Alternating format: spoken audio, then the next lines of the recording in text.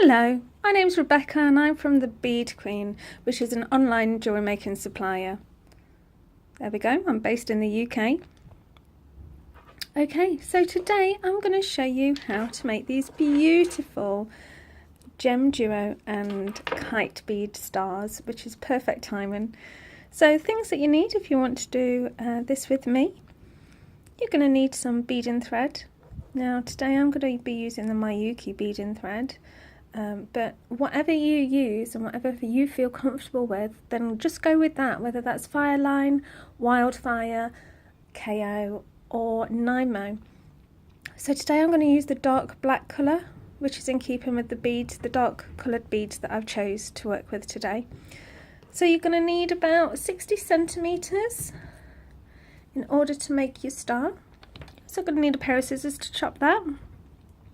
You're going to need a needle. We use beading needles, they're very fine, can you see? And that's to go through the teeny tiny little holes of these beads as well. So we're going to need some gemduos. It takes 15 beads to make a star. There we go. Today I've gone for the petroleum colour. Now these are backlit, so the silver on one side and they sparkle, mixed tones of blues and pinks. Then I've got some Miyuki size 11 sea beads, and I've gone for a shiny black colour to match my kite beads, which are also shiny black. And these kite beads are quite new on the market. These are dual hole also to go with these gem duos. Okay, so you're going to need 5 of those for each point of your star. Right, so let's get started. So to start, you just want to thread your needle, like so. And we are going to start by adding sea beads. So add 1 sea bead, a gem duo. Now gem duos, because they're dual holed, you must know which way you're working. So I'm going through the top hole with the silver facing me and that lovely shiny blue facing away. So sea bead, gem duo, sea bead, gem duo, sea bead, gem duo, and we repeat that 5 times. So we want 5 sea beads and 5 gem duos as well. So like I said, I went through the top hole. So the silver is facing me and the colour is facing out the way. So bring it down your thread. There you go. You want to leave a little tail, and I'll show you what we do with that in a minute. And with your needle and thread, you go back through it all again. Now sometimes you can do it in a wanna, and other times you can just follow it round. But what we're wanting to do is create a circle. There we go. So that's what you're looking for, this bit here. Now, with your tail and with the thread with the needle on, what we're going to do is we're going to just tie a knot. Well, we're actually going to tie 2 knots, which is a reef knot. So it's right over left your first way, and then left over right your second way. Pull tight, and it should create like a little flower. Now, what that reef knot does is it secures that knot against the thread. And it doesn't move, it doesn't shift or come away. So you can go straight in there with your scissors and chop that tail thread off. So we'll just discard that, put that to one side, and we can continue now with our star. Here we go. So that's your inner ring done here, this one. Now we're going to move on to the outer ring of those gold, or in this case petroleum. So what we do is we need to step up. So I am, at this point, I'm coming out of a gem duo. Now what we mean by stepping up is going through the same bead but in the next opposite hole. So I'm coming out the bottom hole at the minute and I'm stepping up. I'm going through the same bead, but I'm going through the hole that's at the top of that same bead. There we go, and pull tight.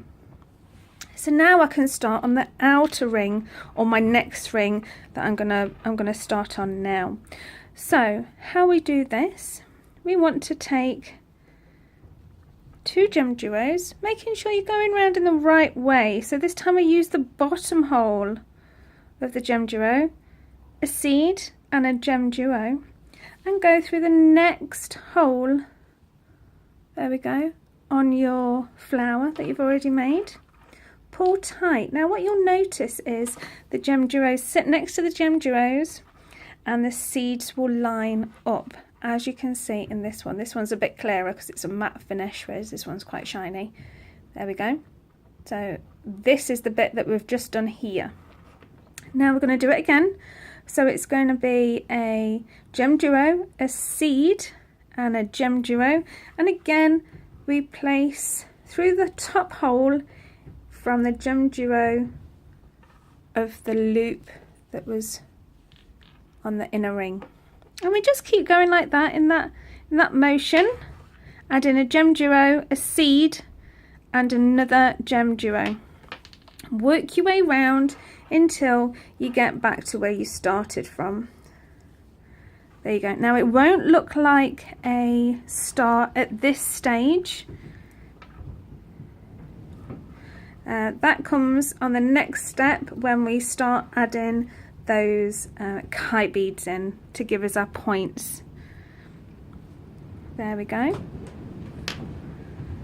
I must admit it's very windy in Nottingham today. Okie dokie. So you want to come out of,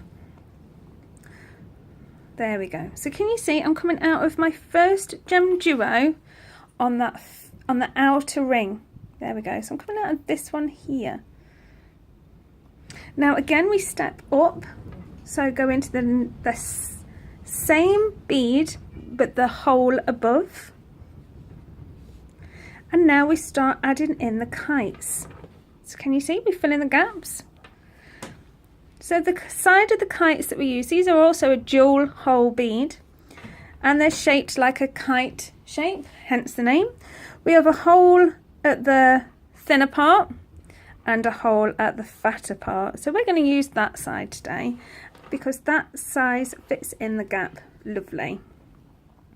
Pull it through. Now you see the C bead from the row before.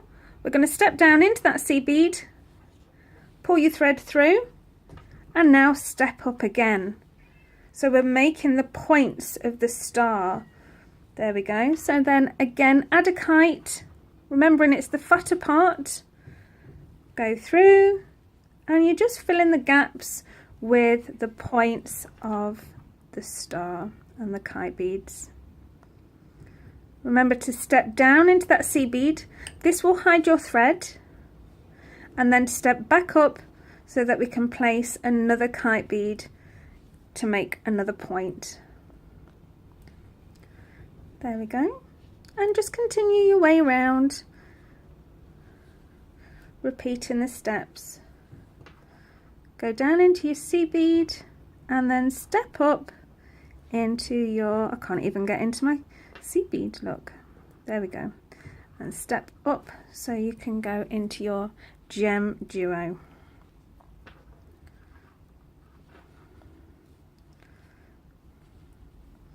So these would look great as a pair of earrings or even a pendant.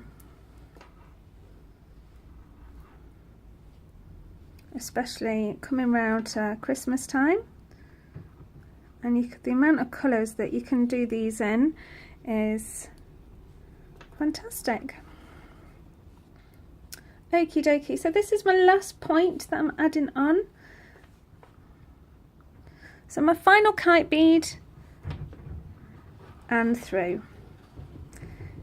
There we go. So I'm just going to come out of my next kite bead, so I'm going to continue round going through this last C bead. This will pull it in tight and finish the pattern off, and step back up into that kite bead only. Now if you wanted to use this as a pendant or an earring, you want to step up into that top hole of the kite bead, and we're going to add about 8 C beads. 1, 2, 3, 4, 5, 6, 7, 8. Go back through the hole which will then, when we pull tight, make a loop of seed beads. Go back through it again. If you're going to hang, this is going to be your weakest point in your star. So we want to go around it a few times and put a few knots in as well, just to secure it, especially if we're going to be hanging this. Obviously, all the pressure will be on this loop. There we go, guys. So I'm just going to put in a knot, and then I'm going to snip and show you what we've made. And there we go.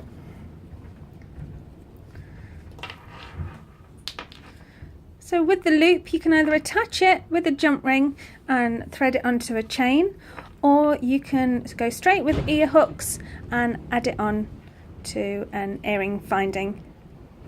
Okay, I hope you enjoyed it. My name is Rebecca Stratford and I am the owner of the Bead Queen. One last time, here we go. We're a UK based shop and we supply all your jewellery making products.